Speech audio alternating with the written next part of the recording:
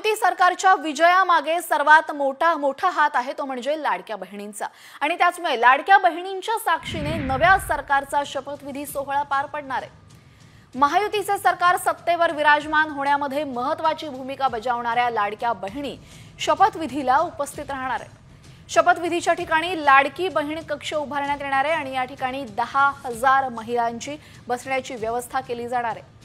मुख्यमंत्री शपथविधी सोहळ्यासाठी राज्यभरातील साधारण 400 साधू महंतांना सुद्धा निमंत्रण धाडण्यात आलेले आहे आणि या सोहळ्यासाठी पंतप्रधान नरेंद्र मोदी, गृहमंत्री अमित शहा यांच्यासह राष्ट्रीय लोकशाही आघाडीच्या सर्व राज्यातील मुख्यमंत्री आणि उपमुख्यमंत्र्यांना आमंत्रण देण्यात आले आहे।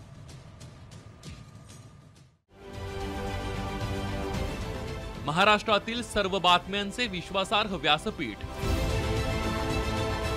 सकाळच्या सर्व सोशल मीडिया प्लॅटफॉर्मला लाईक, फॉलो आणि सबस्क्राइब करा।